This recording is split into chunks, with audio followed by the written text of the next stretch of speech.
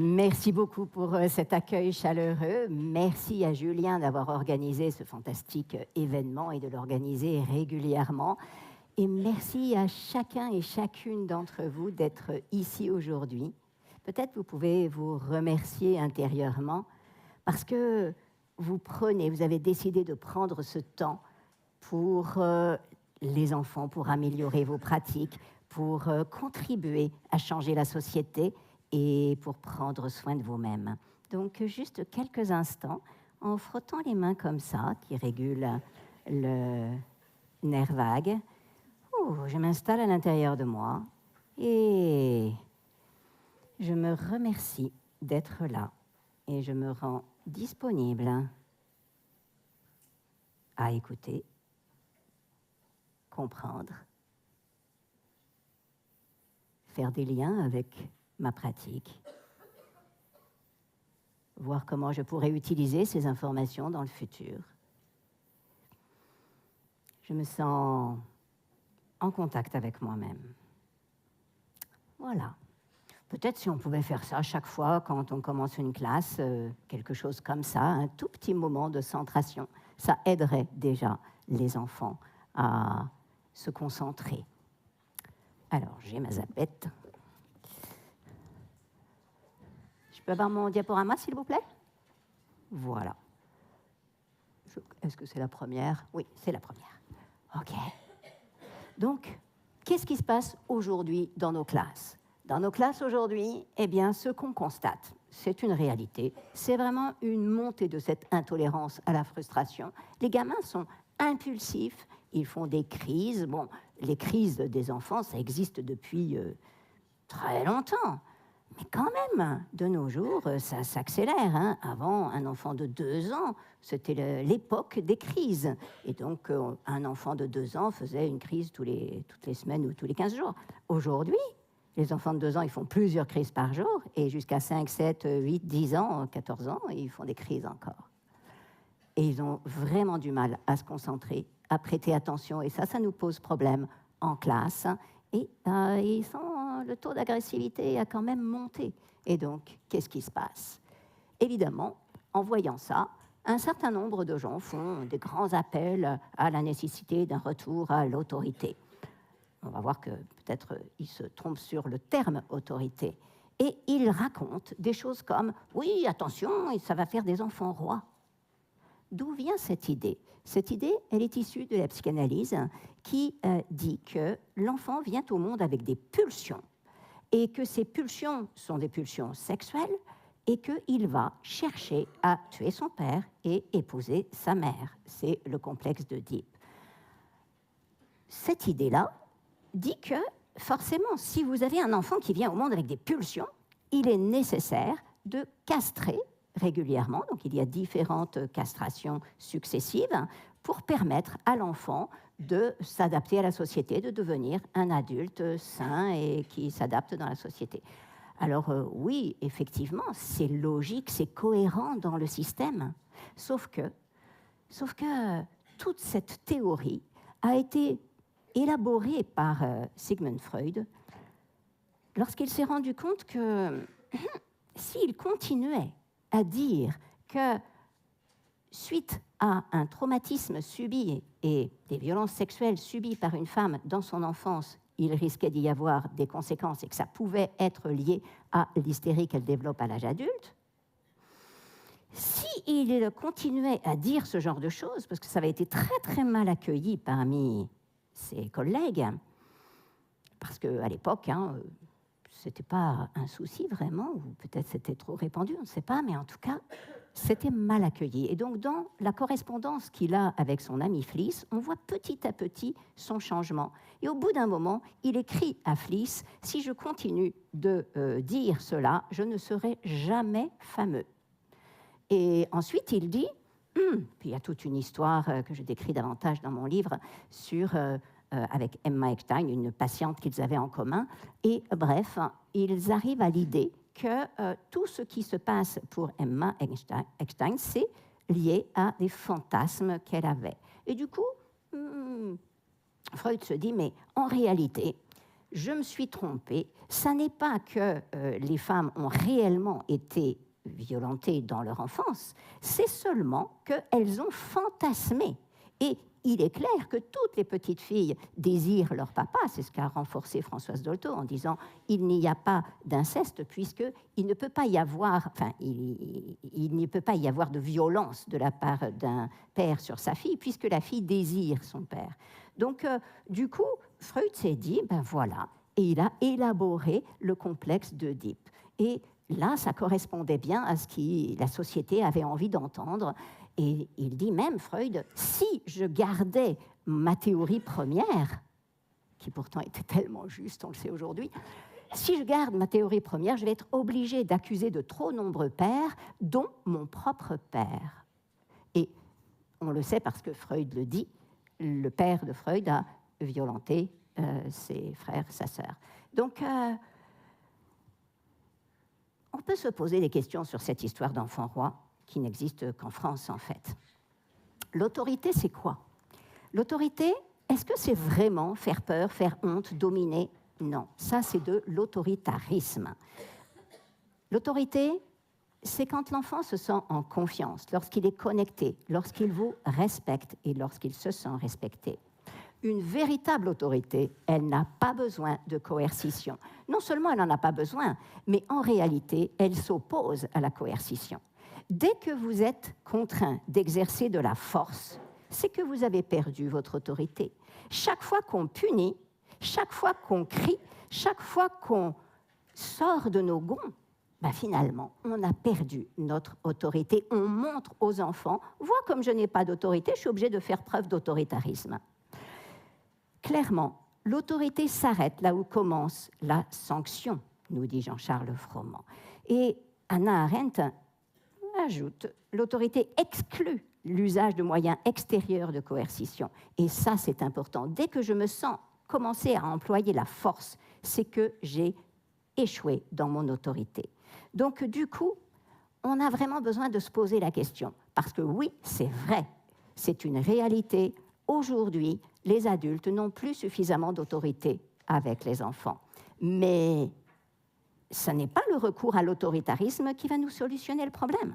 Nous avons besoin de retrouver notre véritable autorité. L'autorité, c'est pour sentir que quelqu'un a de l'autorité, qu'est-ce qui va faire qu'à l'intérieur, je me dis, tiens, cette personne, je respecte son autorité. Autorité, ça veut dire il est auteur, il est sujet, et je peux avoir confiance dans ce qu'il dit. Je vais avoir envie de coopérer. Pour que j'ai envie de coopérer, et donc c'est vrai qu'on a fait toutes sortes de confusions autour de l'autorité, mais pour que j'ai envie de coopérer, pour que je construise mon sentiment d'autodiscipline, pour que je me sente responsable, de quoi est-ce que j'ai besoin? De quel genre d'adulte j'ai besoin en face de moi? Oui, j'ai absolument besoin d'une autorité en face de moi, et c'est vrai que les adultes d'aujourd'hui ne font pas plus suffisamment autorité. Pourquoi? Eh bien, peut-être parce qu'on a confondu avec le défaut d'autorité, l'autoritarisme, le laxisme, tout ça, c'est un peu mélangé. Comme on n'a pas forcément développé beaucoup de compétences, on n'a pas appris dans notre formation à construire cette autorité à l'intérieur, et souvent même, parce que ça fait même partie des recommandations parfois, on nous dit, oui, au début, il faut serrer la vis, et du coup, on se met dans une dynamique autoritaire. Du coup, on perd notre propre contact avec nous-mêmes à l'intérieur. On se met déjà en défaut vis-à-vis de nos propres valeurs. On se met déjà en discordance avec l'intérieur de nous et évidemment avec les enfants. On crée tout de suite une rupture alors qu'on est là pour tisser de la connexion. Ce qu'on voudrait réellement, c'est qu'on fasse autorité face aux enfants, qu'ils nous regardent et qu'ils se disent « Ah, cet adulte-là, je vais le suivre. » Le prof copain qui laisse faire, ça, on a vu, ça ne fonctionne pas. Enfin, parfois quand même, ça tisse du lien. Mais l'idée n'est pas de devenir copain et de laisser faire. L'idée, c'est de rester dans notre posture d'adulte, Pas faire cette confusion-là, mais être attentif à une véritable autorité. On respecte un adulte quand on a confiance en lui. Et qu'est-ce qui fait qu'on va avoir confiance dans l'adulte? Ce n'est pas qu'il nous met des très mauvaises notes, parce que quelquefois, pour être un bon prof, on met des notes super dures, ou alors des super bonnes notes. Bref, ce n'est pas ça qui va faire que l'enfant se sent en confiance. L'enfant va se sentir en confiance si on est attentif à ses besoins, à ses difficultés, et qu'on l'aide. Et en tant qu'enfant, j'ai besoin de sentir que le prof, il est à mes côtés. S'il est face à moi et qu'il me juge en permanence, je ne vais pas me sentir en confiance. Du coup, forcément, l'adulte, l'enseignant, va devoir utiliser la force et donc perdre son autorité. C'est ça qui est le problème, c'est que c'est auto-renforçant. Pour sentir que là, je peux faire confiance à cette personne parce qu'elle a de l'autorité, eh bien, j'ai besoin de me sentir en sécurité. Si je ne suis pas en sécurité, mon système nerveux va déclencher les réactions de stress et je vais hyper réagir. Et si je ne me sens pas en sécurité, je ne peux pas ni avoir confiance, ni considérer que l'autre en face de moi est une autorité que je peux suivre. Je suivrai en soumission, mais pas de l'intérieur. Ce qui fait que je vais me sentir en sécurité avec l'enseignant, c'est que le cadre me permet de travailler et qu'il y a suffisamment de chaleur affective. On sait que les besoins affectifs sont premiers. Le besoin de connexion affective est un méta-besoin, c'est-à-dire un besoin au-delà de tous les besoins.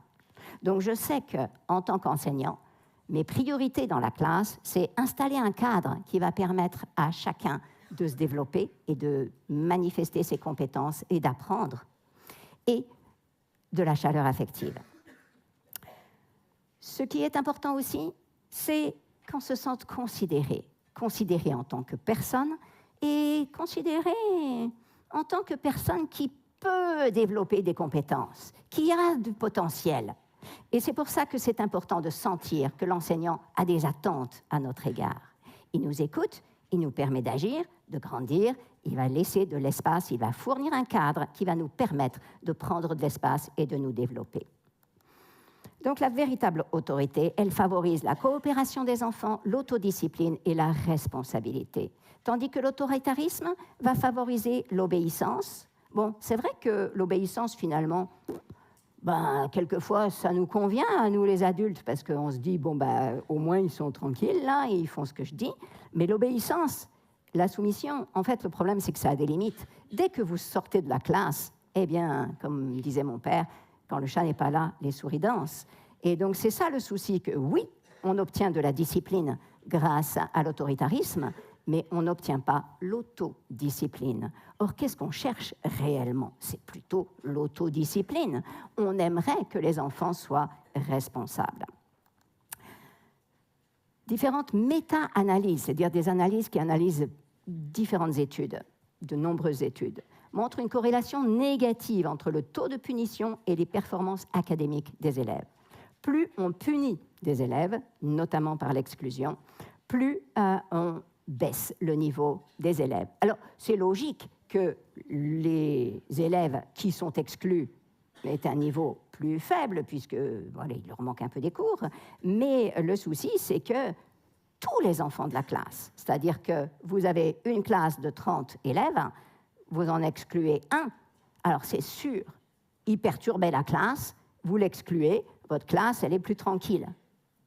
Enfin, tranquille, est-ce que c'est le mot?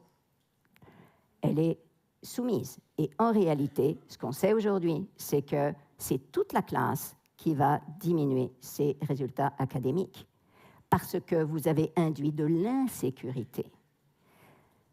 Les enfants sont solidaires les uns avec les autres, nous sommes des êtres sociaux. Ce qui arrive à un, ça touche tout le monde. Et donc, ils sont confus, les enfants, parce qu'à la fois, ils sont soulagés, parce que le perturbateur est sorti, ils vont enfin pouvoir écouter le professeur et travailler. Mais en même temps, leur cerveau est alerté et donc ils sont sous tension. On reviendra sur le système de sécurité du cerveau. une exception quand même pour les adolescents. Continuez de punir les adolescents. Parce que pour eux c'est tout bénef. Il y a des sciences qui ont, voilà, des scientifiques ont étudié la question, ils se sont penchés sur cette idée et ils ont remarqué qu'à chaque fois qu'on punit un adolescent, son statut social est augmenté par rapport aux autres garçons et les filles, il a bien plus de petites copines potentielles. Donc, forcément, à l'âge de l'adolescence, où la priorité, c'est quand même justement le statut social, la priorité, c'est les potes et pas les parents. De toute façon, les parents, les adultes, bon, ok, de toute façon, voilà, ils m'acceptent inconditionnellement, mes parents, donc c'est bon, je les retrouverai après. Les profs, bah, finalement, ça passe une fois tous les ans. Bref, c'est beaucoup plus intéressant d'avoir des petites copines. Donc, alors, c'est peut-être pas le but que nous, on cherchait. Surtout que le souci, c'est que c'est autorenforçant. À partir du moment où un ado découvre que chaque fois qu'il est puni, il augmente son statut social, qu'est-ce qu'il va faire? Voilà.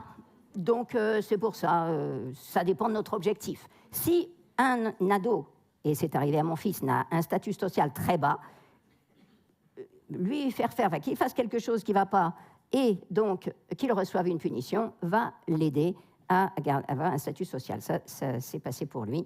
Il a regardé un site porno sur son ordinateur en classe d'informatique, et le prof est passé, il s'est fait punir, et ça a été magique. Il n'avait aucun ami avant. À partir de là, il était inclus dans la classe. Non, mais c'est vrai. C'est scandaleux. C'est scandaleux que les adultes, nous favorisions ce genre de choses. Les punitions, en plus. C'est quoi les punitions? Encore aujourd'hui, on a ce genre de truc. Vous me copierez 100 fois la phrase. On donne des lignes. Vous vous rendez compte? Les lignes, c'est interdit depuis un arrêté du 2 juillet 1890. Oui, vous pouvez prendre une photo, parce que on n'arrête pas de m'envoyer des mails pour me demander c'est quoi la source. Mais je veux dire, c'est le gouvernement, c'est le bulletin officiel. Et non seulement c'était interdit, donc vous pouvez trouver l'arrêté du 2 juillet 1890, mais c'est vieux, c'est peut-être tombé aux oubliettes, mais ça a été réitéré au bulletin officiel en 2000. Donc voilà, c'est vraiment pour de vrai que c'est interdit. Et comment est-ce que c'est possible? Moi, quand mon fils a reçu des lignes à l'école, la première fois, en plus, évidemment, alors, quand il me dit j'ai eu des lignes et tout, je me suis offusquée. Je lui ai dit, tu les fais pas? Il dit, maman, je les ai déjà fait. Parce que mon fils, il adore travailler. Donc, il les avait déjà fait. Il a fait toutes ces lignes. Il a recopié 40 fois, 5 erreurs. Donc, voilà, c'est une des problématiques avec ça, parce qu'après, il faut réussir à réapprendre. Mais bon, le coin, le banc, le piquet, on fait trop souvent ça encore. C'est interdit aussi depuis 1890. La privation de récré aussi. En fait, 80% des punitions sont interdites en France.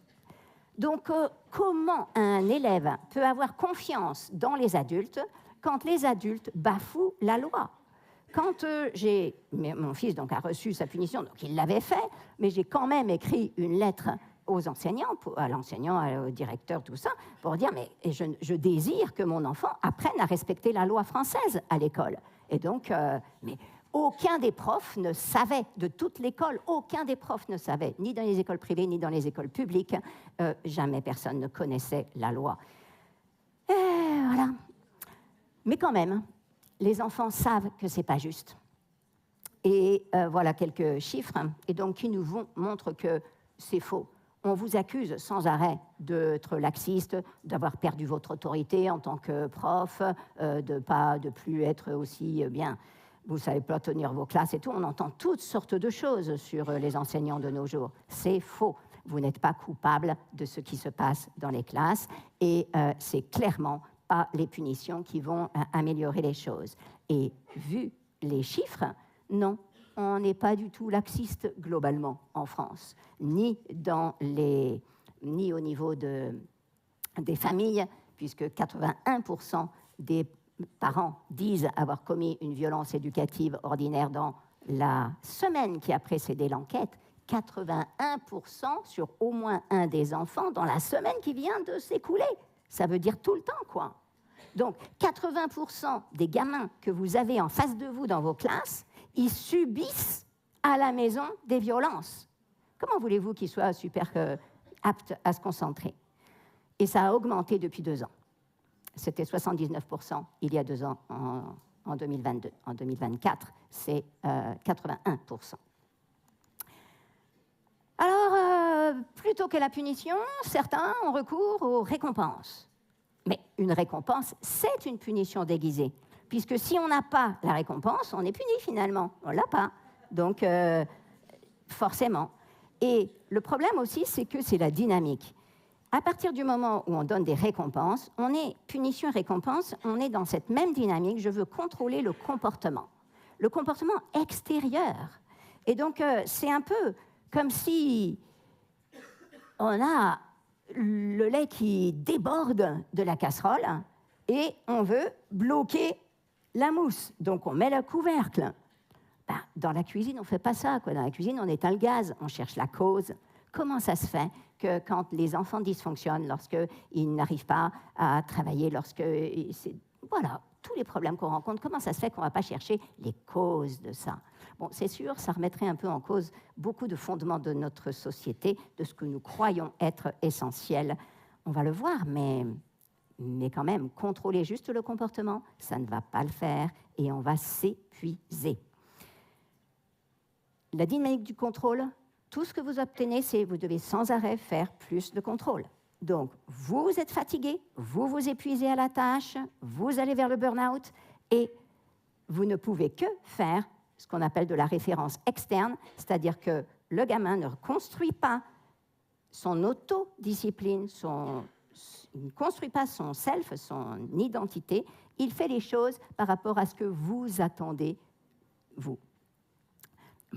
Après ça, la première journée d'école, mon fils, décidément, je parle beaucoup de lui ce matin, il me dit maman, la maîtresse, elle nous a donné un bonbon pour ranger la classe. Mais on range la classe pour ranger la classe, pas pour des bonbons. Je dis, t'as tout compris, toi. Mais déjà, donner des bonbons à un enfant, je n'étais pas tout à fait d'accord avec ça. Et ensuite, c'est dissocié. Heureusement, il avait été dans une école Montessori avant, donc il savait qu'on rangeait pour ranger. Parce qu'on range pour ranger et pour qu'ensuite ce soit disponible pour les autres. C'est-à-dire que ça a une fonction, le fait de ranger. Et lui, il voyait cette fonction, il la comprenait. Et du coup, il ne comprenait pas du tout pourquoi on rajoutait cette histoire de bonbons. Mais qu'est-ce que ça se passe après? Évidemment que les enfants, ils rangent, ils font ce qu'on leur demande quand on donne des... Ils le font. C'est ça le problème, c'est que les punitions et les récompenses, ça marche. Ça marche pour obtenir soumission et obéissance. Mais ça enclenche un cercle vicieux où les enfants vont de plus en plus demander des récompenses, parce qu'il faut des récompenses de plus en plus grandes, etc. Et en plus, ça dissocie l'action, c'est-à-dire ils ne rangent plus pour ranger, ils rangent pour le bonbon. Dès que vous enlevez la récompense, vous enlevez le bonbon, ils ne rangent plus. Et il y a myriade d'études sur l'impact des récompenses, sur la déresponsabilisation, et ça, vraiment, ça diminue l'autonomie, la créativité, toutes sortes de choses. Donc, clairement, le laxisme scolaire dont on nous rabat les oreilles, eh bien, c'est une légende urbaine. Vous n'êtes pas laxiste, vous faites ce que vous pouvez avec les enfants d'aujourd'hui, parce que c'est pas simple. Mais il y a quand même une petite chose à se souvenir, c'est il n'y a que 15% des enfants, des élèves, qui reconnaissent les punitions que vous donnez comme justes. Bon, on a vu qu'elles étaient de toute façon... elles ne respectent pas la justice française, le droit français, mais en plus, ils ne les vivent pas comme étant justes. Comment est-ce qu'ils peuvent faire confiance aux adultes qui massivement utilisent ces punitions? Donc, regardons. Ce que nous voudrions, c'est que les enfants puissent nous faire confiance, se sentir en confiance avec nous et qu'ils respectent notre autorité qui est vraiment « je suis là, je suis attentif à toi », tu peux avoir confiance parce que je suis de ton côté. La théorie polyvagale de Stephen Porges nous ouvre des horizons. Elle nous dit Alors déjà, ça, c'est une chose nouvelle dans les neurosciences. Avant, on avait la représentation qu'il y avait quelque chose qui se passait dans l'environnement et notre cerveau voyait ça et déclenchait la réponse de stress.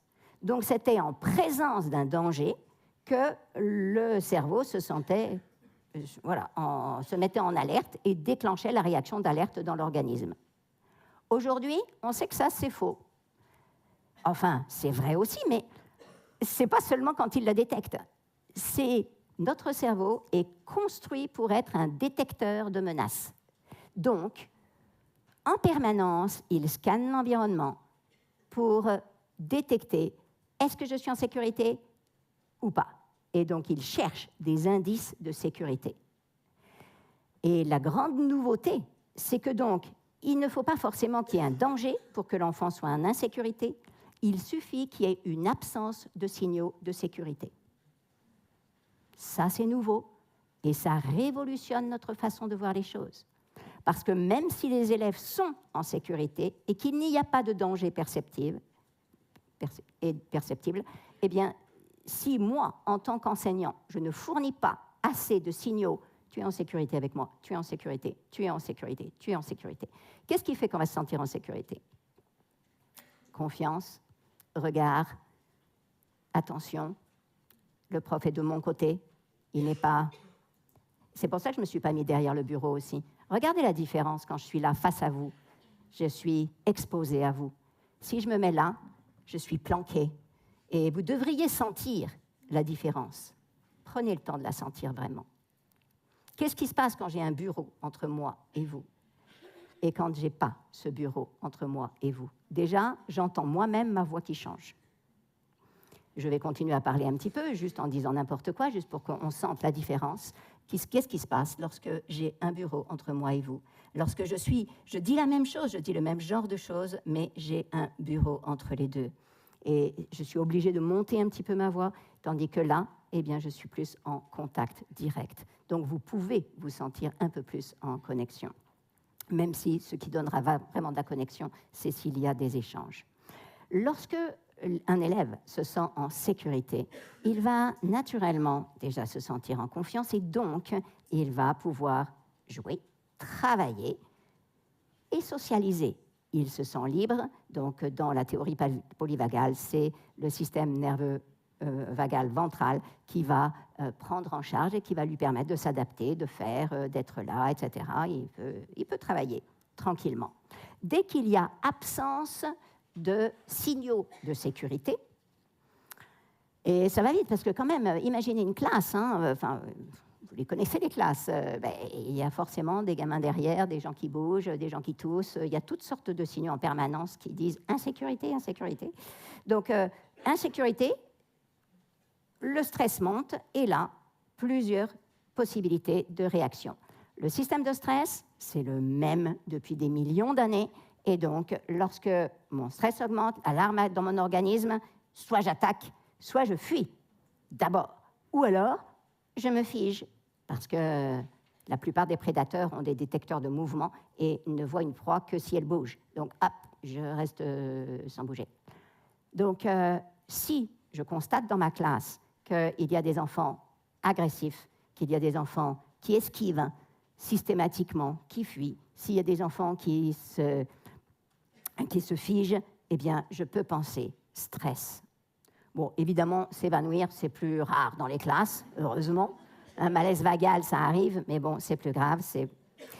Et par contre, il y a une autre réaction qu'on a détectée depuis quelques années, enfin très récemment en fait, parce que jusqu'à présent, dans la science, on distingue 3 réactions, fight, flight, freeze. Donc, attaque, fuite, immobilisation.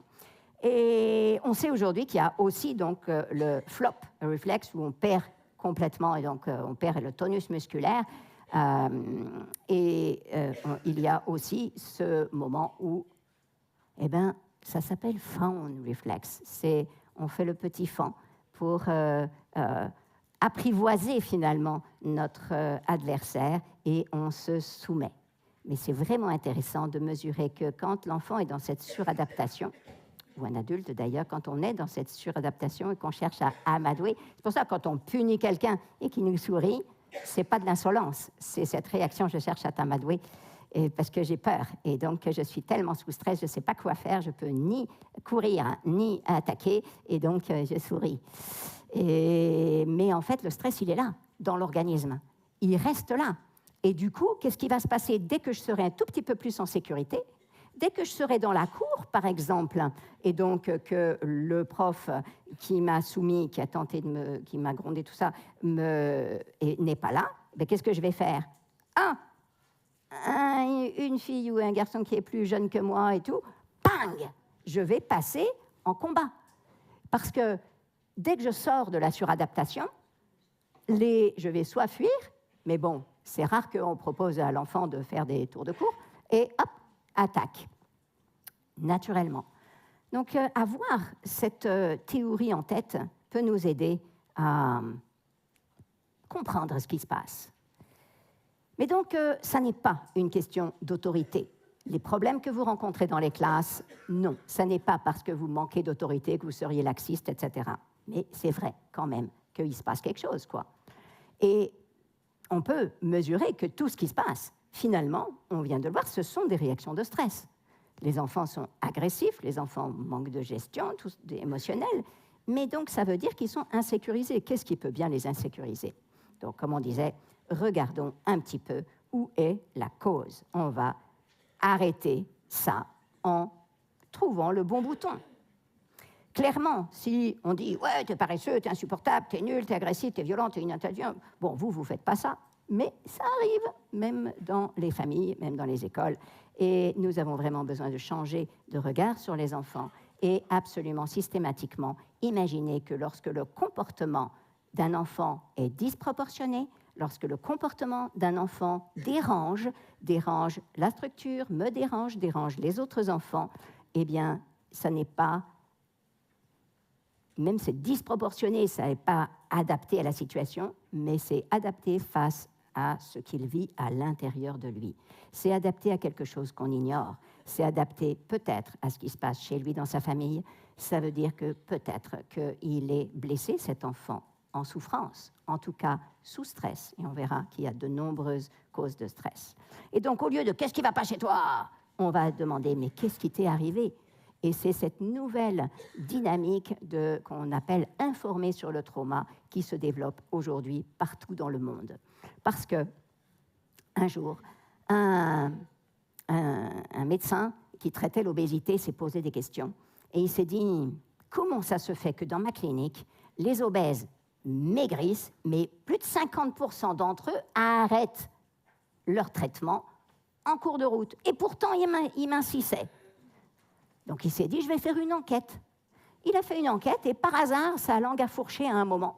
Et il a demandé à quelqu'un, quel âge aviez-vous lors de vos... Non, pardon, pas quel âge, quel poids faisiez-vous lors de votre première expérience sexuelle? Et là, la personne lui dit 24 kilos. Il la regarde, il lui fait répéter, et elle éclate en sanglots en disant oui, c'était avec mon père, etc. C'est la première fois que je le dis, tout ça. Et donc, lui, il était stupéfait, parce qu'à l'époque, en 1982, il était écrit dans le manuel de psychiatrie que le taux d'inceste, c'était une femme sur 1 million. Et il était rajouté dans le texte que de toute façon, ce n'était pas un problème, au contraire, puisque le fait d'avoir eu des relations sexuelles avec son père améliorait l'intégration sociale après. Vous voyez où on était, c'était 1982, c'est pas si vieux que ça. Donc aujourd'hui, on sait que les chiffres ont explosé. Mais à cette époque-là, lui, il se dit, Felitti, waouh, je suis tombé sur la 1 sur 1 million. Puis après, il a quand même réfléchi, parce qu'il est intelligent, ce gars. Il s'est dit, mais en fait, personne en 40 ans d'exercice ne m'a jamais dit ça. Mais peut-être c'est parce que je n'ai jamais posé la question. Donc ils se sont dit, je vais poser la question. Et il a posé la question. Et alors là, il a été abasourdi par les résultats. Donc, il les a fait tester par ses collègues et compagnie. Et, OK, c'était clair. La plupart des obèses, et surtout ceux qui ne mincissaient pas, pourquoi ils arrêtaient leur traitement? C'est que le fait d'être obèse n'était pas leur problème. Leur problème, c'était l'inceste vécu dans leur enfance ou d'autres violences sexuelles. Et en fait, l'obésité était leur solution pour arriver à gérer ce qui se passait à l'intérieur. Ce qu'il fallait soigner, c'est le traumatisme, pas l'obésité. L'obésité, ça suivait. Et donc, il en a parlé comme ça dans un congrès avec ses collègues. Et là, il lui est arrivé la même chose qu'à Freud. Tout le monde a rigolé, l'a insulté, vous n'allez quand même pas croire votre patiente, etc. Boum. Il dit, oh là là, moi je la crois. Donc, du coup, il a monté la plus grande enquête jamais vue sur 17 000 personnes. Il a fait cette enquête qui est aujourd'hui une enquête qui s'appelle l'enquête ACE, Adverse Childhood Experience, donc l'enquête sur les expériences adverses de l'enfance, qui répertorie les 10 principales expériences adverses, donc les traumatismes en fait vécus pendant les 18 premières années. Et cette enquête révolutionne notre regard. 8 enfants sur 10, je vous l'ai dit, subissent des violences éducatives ordinaires et 1 enfant sur 10 dans vos classes est victime d'inceste. On n'a pas cette réaction de se dire « Oh, attends, il y en a 3 dans ma classe, là. Lesquels c'est ?» Non, évidemment, on ne se pose pas cette question. Mais en fait, on a quand même besoin de savoir que 8 enfants sur 10 qui ont subi des violences éducatives ordinaires cette semaine, donc qui se sentent en insécurité dans leur famille, 1 sur 10, ça veut dire 3 par classe, c'est une moyenne bien sûr, hein, peut-être vous en avez plus, peut-être vous en avez moins, c'est une moyenne, est victime d'inceste. Comment vous voulez avoir un climat solide de classe ? Donc c'est vraiment important de faire intervenir des personnes extérieures pour permettre que les choses soient dites, peut-être insister pour que l'association Papillon, qui installe des boîtes aux lettres qui permet aux enfants de mettre leurs soucis et leurs difficultés dans une boîte aux lettres en écrivant, parce que c'est parfois trop dur de parler et que écrire c'est mieux. Le livre que j'ai écrit avec ma fille sur Mon corps m'appartient, et on a donné tous nos droits d'auteur à cette association Papillon, et il y a un programme qui est sur léa.fr pour vous permettre de travailler aussi avec ça. Parce que c'est important et ça change complètement le climat de classe lorsque les adultes prennent soin des traumas des enfants. Il ne s'agit pas, vous n'êtes pas les psychothérapeutes, mais vous êtes les personnes qui pouvez détecter. Il y a déjà beaucoup d'enseignants qui dénoncent les traumas et vous êtes déjà les premiers prescripteurs, les premiers alerteurs, donc merci pour ça, mais on a besoin d'aller encore un cran plus loin. Mais du coup, quand les adultes ne font pas attention à tout ça,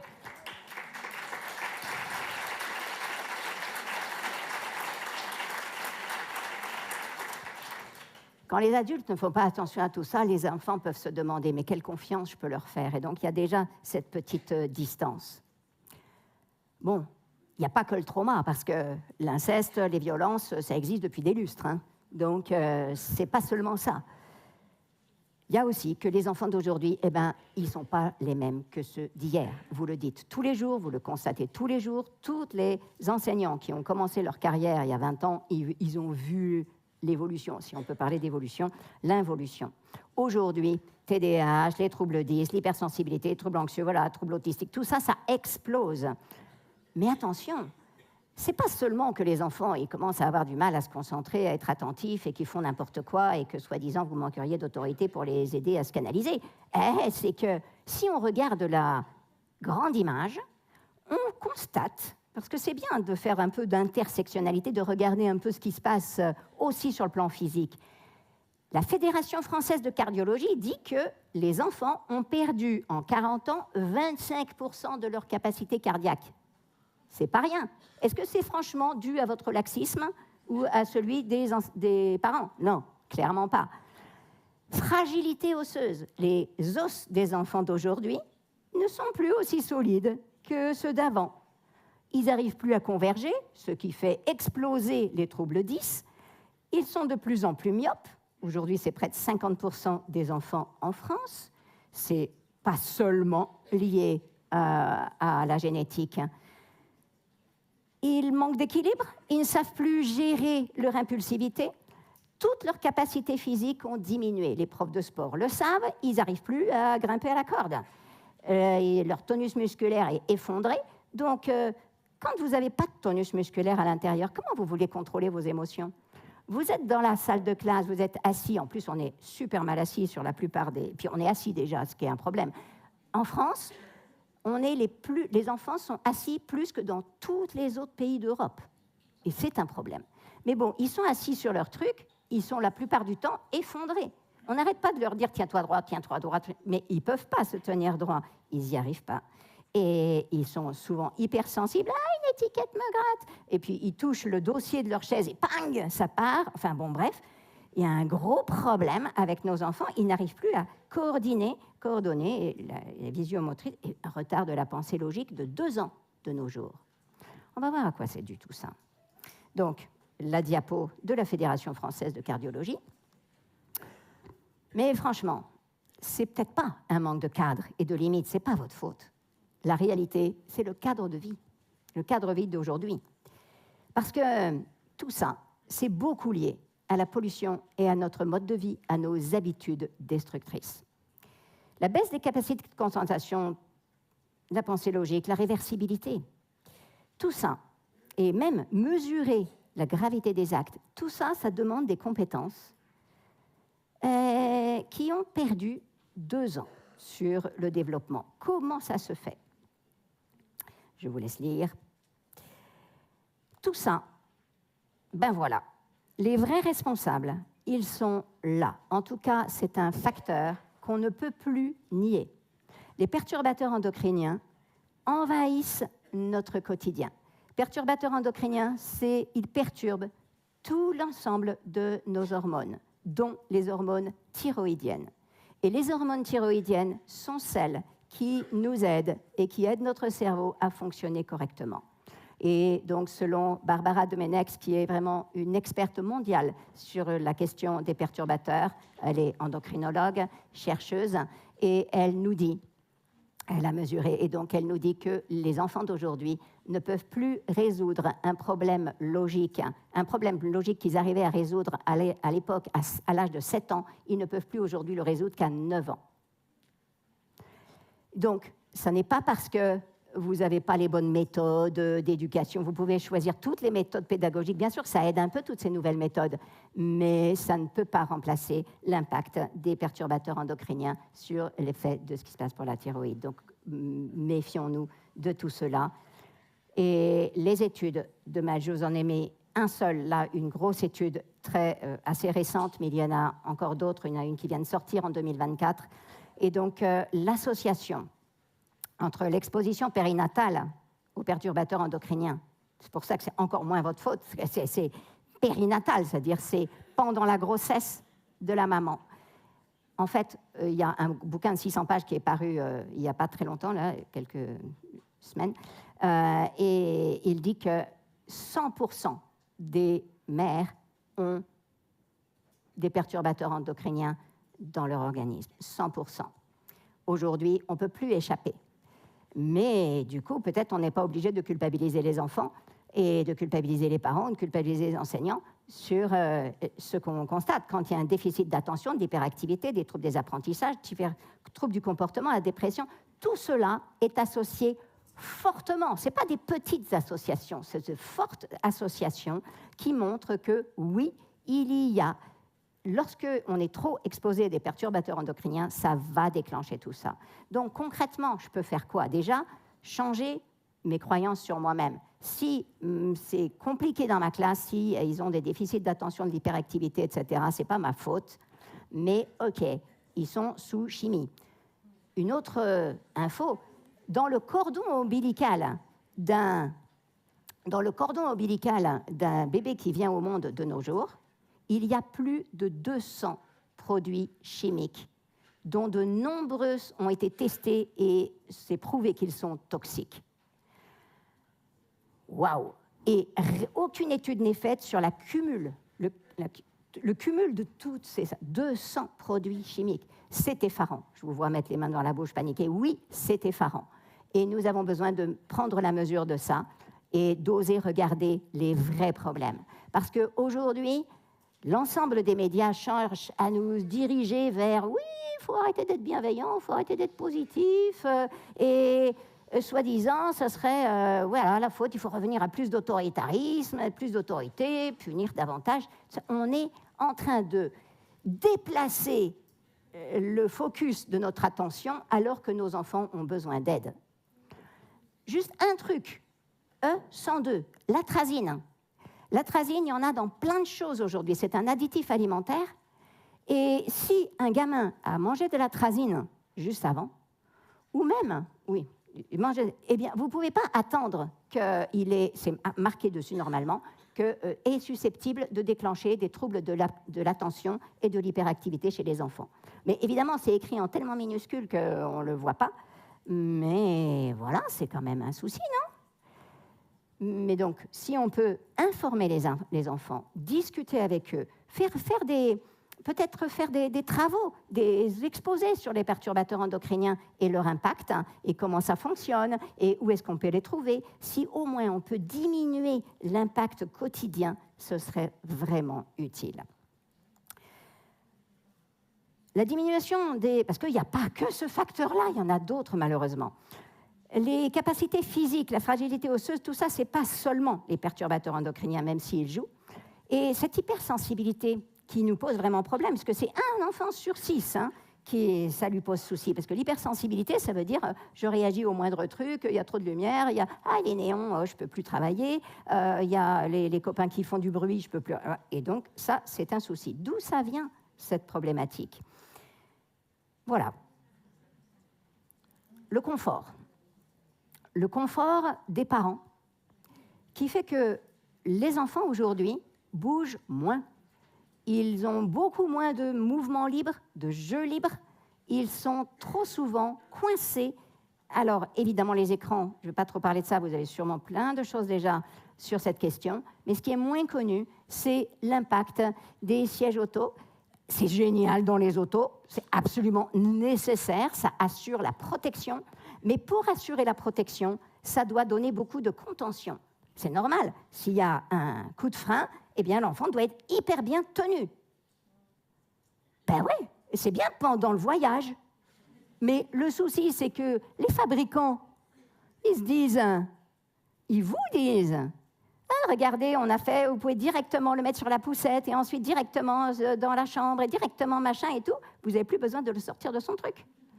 Et c'est sûr que comme il est confortable, tout petit, il est plus calme, tranquille. Mais il ne développe pas ses muscles. Et pourquoi ils n'ont plus de tonus musculaire, nos gamins ? Quand ils rentrent à l'école, eh ben, ils n'ont pas de tonus parce qu'ils n'ont pas construit leur tonus. Les muscles du dos, tous les muscles, ça se construit quand ça s'utilise. Imaginez, vous avez un bras ou une jambe dans le plâtre pendant quelque temps, eh ben, vos muscles, ils fondent. Là, pareil, si on immobilise trop nos enfants, et donc non seulement on les met dans les sièges coques, mais ensuite, ils sont trop souvent dans les transats. Les transats, c'est interdit dans les structures d'accueil de petite enfance. Mais c'est encore vendu.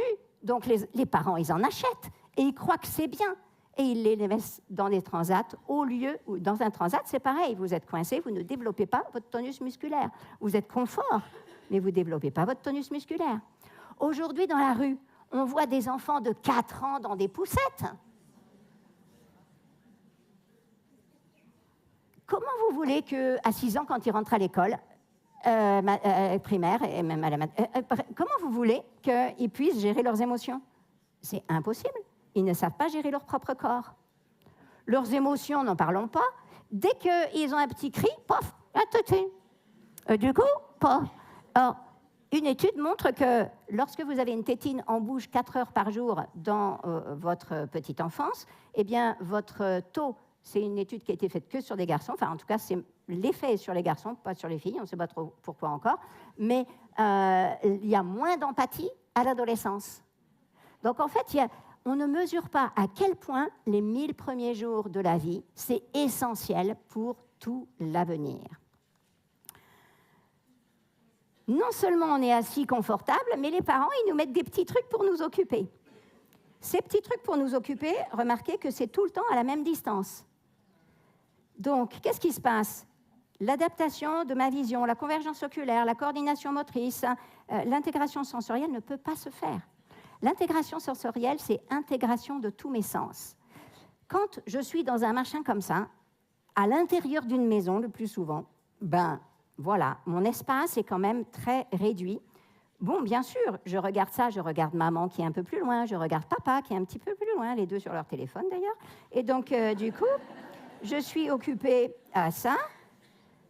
Mais oui, c'est un gros problème, la technoférence. Hein, c'est l'interférence de la technique et qui fait que, parce que c'est vrai, quand on est parent, ben, souvent sur le tout petit bébé, on se dit, bon, je ne vais pas lui parler maintenant, il ne parle pas. Donc, hop, c'est beaucoup plus intéressant sur Facebook, machin, nos écrans sont beaucoup plus interactifs qu'un bébé.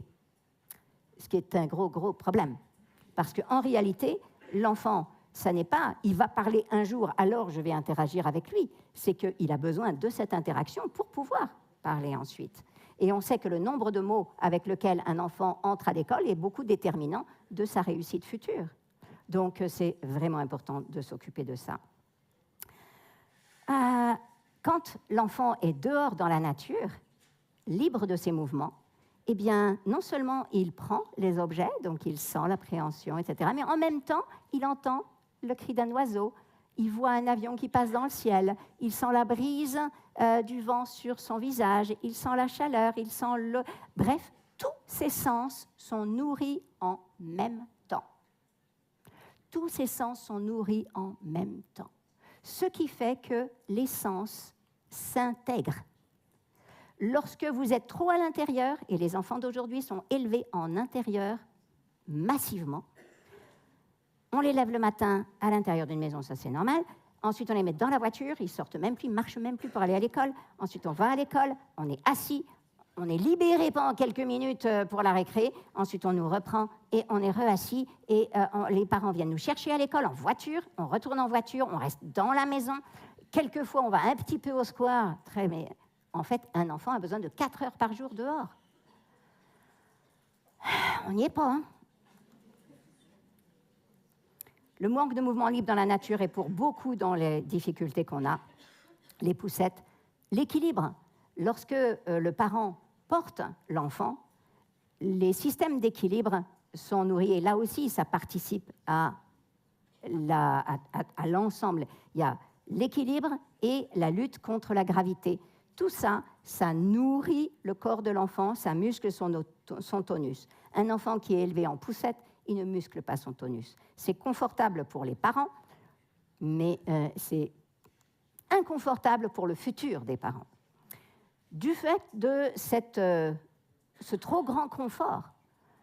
Et les parents, ils suivent les directives Voilà. En fait, le problème, c'est que la pub est très forte et ça n'est pas réglementé, tout ça. Et que les parents ne sont pas au courant des impacts à long terme de ce qu'ils font. C'est pour ça qu'on a vraiment besoin de les informer. Ce qui fait que, donc, non seulement le fait qu'on soit élevé en intérieur et avec tout ce confort, non seulement on ne muscle pas son corps, on n'arrive pas à intégrer les sensations, mais nous avons tous des réflexes archaïques qui nous permettent de survivre. Un réflexe archaïque, par exemple le réflexe de Moro, donc c'est un réflexe qui permet la survie. Hop, je pars un peu en arrière, paf, mes bras s'ouvrent. Eh bien, ce réflexe, petit à petit, il va s'intégrer grâce au mouvement, grâce aux 4 pattes, etc. Mais si je n'ai pas l'occasion d'apprendre à rouler sur moi-même, à me tourner, si je n'ai pas l'occasion d'apprendre à me lever, si je n'ai pas l'occasion d'apprendre à faire du 4 pattes, eh bien, je ne vais pas intégrer mes réflexes, ce qui va poser des problèmes dans ma vie et aussi à l'école.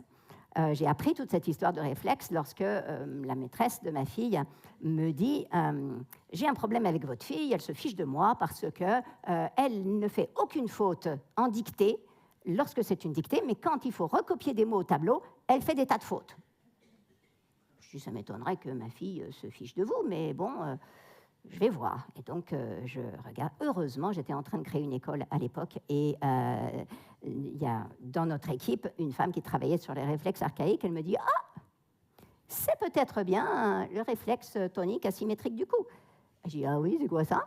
Et donc, elle a traité ma gamine. Et en fait, ce qui se passait, c'est que quand il y a une dictée, la dictée, vous avez tête penchée, vous écrivez, vous écoutez, vous écrivez. Pas de souci, vous pouvez ne pas faire de faute. Le problème de regarder au tableau, de copier, c'est que vous regardez le tableau, puis vous baissez la tête. Et il y a ce mouvement-là qui fait que automatiquement, ma fille, dès que son réflexe n'étant pas intégré, parce que je ne savais pas encore tout ce que je vous raconte, du coup, ma fille, elle n'a pas fait de 4 pattes, bref, toutes les erreurs, je les ai faites. Et oui, j'ai même mis, ils ont même eu le truc... J'ai honte. Ils ont eu le Yupala, ils ont eu le Transat, et, tout faux. Mais c'est ça qui me permet aussi voilà, de réaliser. Et c'est hyper important parce que nous avons besoin d'apprendre à tolérer notre sentiment de culpabilité. Parce que souvent on dit « Oh, il ne faut pas que les parents se sentent coupables ». Attendez un peu, quand même, hein, ce serait utile qu'on regarde notre responsabilité. Donc se culpabiliser en disant « Oh, je suis nul », ça ne sert à rien. Mais dire « Ah, là j'ai fait une erreur », ça c'est utile. Et pourquoi est-ce qu'on n'arrive pas à tolérer notre sentiment de culpabilité, un sentiment sain de culpabilité? Eh bien parce que quand on était enfant, quand on avait faux, on nous punissait. Du coup, on ne veut pas être puni. Du coup, on dit « Oh !» Et donc, et surtout, on se sent nul. Parce qu'on avait 10 fautes sur la dictée, on nous disait « nul ». Et du coup, on se dit « Oh, j'ai faux, je suis nul ». Non, stop. On a besoin d'apprendre qu'une erreur, c'est génial. Une erreur, c'est une occasion d'apprendre, une occasion de se développer. Une erreur, ça permet de comprendre mieux les choses. Et donc, je suis contente d'avoir fait toutes ces erreurs avec mes 2 enfants. Ils ont un petit peu ramé sur certaines choses, mais ça m'a permis de comprendre davantage, d'étudier davantage, de fouiller davantage et de faire en sorte que d'autres dans le futur ne fassent pas les mêmes erreurs que moi. Donc, ce réflexe non intégré faisait que chaque fois qu'elle levait la tête, paf, elle sentait son bras qui partait. Et du coup, elle cherchait à retenir son bras, mais en fait, elle avait du coup perdu l'information. Et donc, elle écrivait en fonction de ce qu'elle se souvenait. Il a suffi qu'avec Marie-Claude Maisonneuve, donc, on réduise ce problème et avec quelques exercices, elle apprenne à intégrer son réflexe et du coup, eh bien, elle a pu aussi se mettre à copier au tableau. Les enfants d'aujourd'hui ont encore plus de réflexes non intégrés que les enfants d'hier. Pourquoi ? Parce que tout ce confort qui les empêche d'avoir suffisamment de mouvements libres et de jeux libres. John Vernikos, c'est une médecin de la NASA. Et elle nous dit que le plus grave, c'est que la station assise va induire de la perte de muscles et de densité osseuse. Alors déjà, la station assise, ça diminue par 2 l'oxygénation du cerveau. Donc je vous propose tout de suite de vous lever.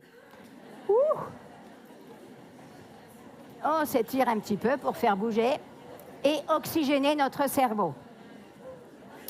OK. Et ça suffit, on peut se rasseoir. Vous pouvez rester debout aussi, hein, pas de souci. Depuis que je connais John Vernikos, ça m'arrive souvent de rester debout dans des conférences ou des cours ou des réunions. Et les gens te disent « Tu as besoin de quelque chose ?» Je dis « Non, juste rester debout. »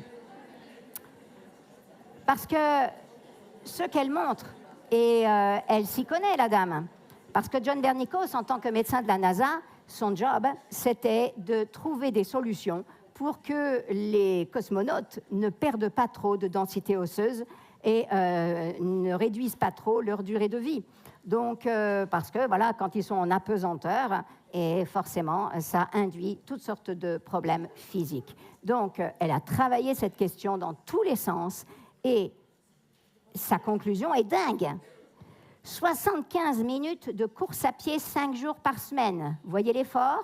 Eh bien, c'est vous levez régulièrement, c'est-à-dire à peu près toutes les 20 à 30 minutes, voilà, 19 fois par jour, régulièrement vous vous levez. Se lever et s'asseoir, c'est aussi efficace. Moi, je trouve ça franchement rentable. Donc, j'ai opté pour cette solution-là plutôt que les 75 minutes de course à pied 5 jours par semaine. Je ne sais pas pourquoi. Je vous laisse prendre conscience de cette diapo et de ce que nous infligeons aux enfants lorsque nous les contraignons à rester assis 40 à 50 minutes d'affilée. Et du coup, on ne peut pas vraiment non plus attendre qu'ils soient complètement attentifs. Lorsqu'on permet des bureaux debout, lorsqu'on laisse davantage de mouvement dans la classe, et ces bureaux debout, aujourd'hui, il y en a en France aussi qui se qui se répandent. Lorsqu'il y a plus de mouvement dans la classe, eh bien, les notes, les performances académiques augmentent et le taux d'attention est augmenté de plus de 7%. 7 minutes, pardon. Ils sont 7 minutes de plus d'attention totale grâce à ça. Et c'est les premières estimations. Donc, on gagne beaucoup à faire ça. Les enfants mémorisent mieux, ont beaucoup plus de mémoire de travail disponible et ils se sentent plus en sécurité. Parce que le simple fait d'être debout vous donne plus de possibilités. En fait, la sécurité, c'est une balance entre la connexion à autrui et le pouvoir personnel. Et donc, c'est essentiel. Quand ils sont debout, ils ont davantage de pouvoir personnel. Téter, c'est pas seulement se nourrir, c'est aussi mobiliser sa mâchoire. Et le fait qu'encore aujourd'hui, depuis 2 ans, on ait diminué l'allaitement en France, c'est un problème, c'est une problématique. Même quand les enfants boivent au biberon, on a tendance à les mettre dans cette posture, qui est une posture qui ne contrebalance pas les problèmes qu'on a de ne pas donner le sein. On devrait toujours laisser le bébé vertical et le biberon horizontal et tirer légèrement pour que le bébé soit contraint de téter, parce que toute cette zone-là, sinon, ne se muscle pas.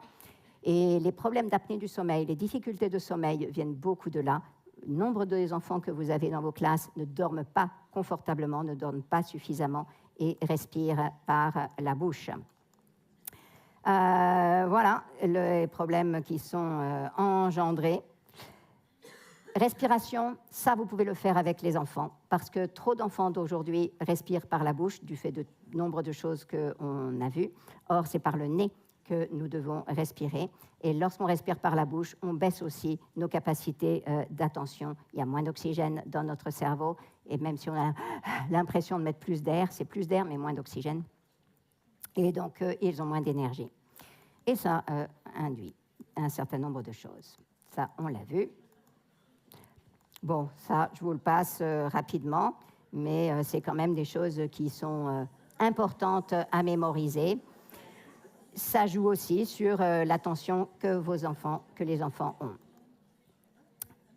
Les aliments ultra transformés créent de l'inflammation dans le cerveau. Et donc, si les enfants, à midi, au moment de la cantine, ont mangé des aliments ultra transformés, vous voyez immédiatement la réponse, parce que ça abîme leur cerveau. La documentation est de plus en plus importante. Évidemment, il y a certains industriels qui limitent tout ça, l'information. Maintenant, lorsque vous voyez des comportements débordants, eh bien, il s'agit d'éteindre le gaz. Et éteindre le gaz, on a quand même du pouvoir là-dessus. Déjà, notre présence attentive, c'est important. On fait la classe dehors un maximum, en extérieur et dans la nature. Immédiatement, vous voyez les comportements qui s'apaisent. Déjà, en intérieur, on va préférer les bureaux debout et on va au moins aider les enfants à se lever souvent. On va être attentif à ce qu'ils apprennent à respirer tous par le nez. On va utiliser un programme de développement des compétences émotionnelles et sociales. De temps en temps, on fait des petits temps de méditation, de mouvement, de connexion. On utilise la justice restaurative plutôt que les punitions. On fait réfléchir ensemble les enfants. Même petits, ils peuvent déjà faire des exposés sur les marques, sur l'impact des marques et du harcèlement, sur les écrans, sur les aliments ultra transformés, sur l'alcool, sur le porno, sur les drogues, sur le sommeil. Tout ça, on peut le faire. On diminue l'exposition aux polluants et donc on insiste pour que les cantines soient bio et on fait de l'éducation à la nutrition du cerveau. On souligne systématiquement les forces des enfants plutôt que leurs faiblesses, parce que ça aussi c'est documenté par la science. On fait travailler les enfants ensemble et on en mêle les âges le plus possible, parce qu'un des problèmes de notre société qui fait que les enfants ont de moins en moins de civisme, c'est qu'ils sont trop souvent par classe d'âge. Par classe d'âge, avec ce qu'on sait maintenant dans les neurosciences, que le cerveau se développe, ça veut dire que si vous mettez que des enfants de 12 ans ensemble, et ils ont tous 12 ans, donc ils ont tous le cerveau avec les mêmes niveau de développement, donc il n'y en a pas un qui rattrape l'autre, et du coup, eh bien, ça dysfonctionne.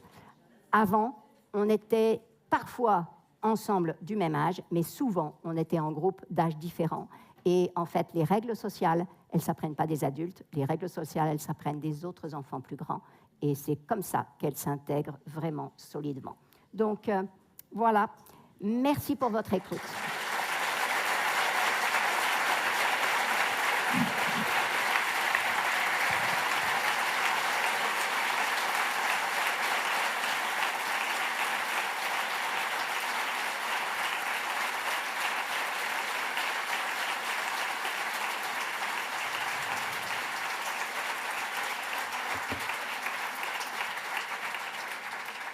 Merci infiniment. Merci beaucoup. Je vous propose, alors pas tout de suite, mais vous pourrez aller à la rencontre d'Isabelle juste après. Là, il y a juste une interview avec Maxime. Nous, on va partir en pause. Avant de partir en pause, j'ai quelques infos à vous transmettre, donc je vais vous laisser aller avec Maxime. Alors là maintenant, merci encore. J'espère que vous avez pris du plaisir. Prenez le temps également, que vous soyez à la maison, dans votre salon ou même ici, de prendre quelques instants pendant cette pause pour noter, parce qu'en fait, vous allez voir énormément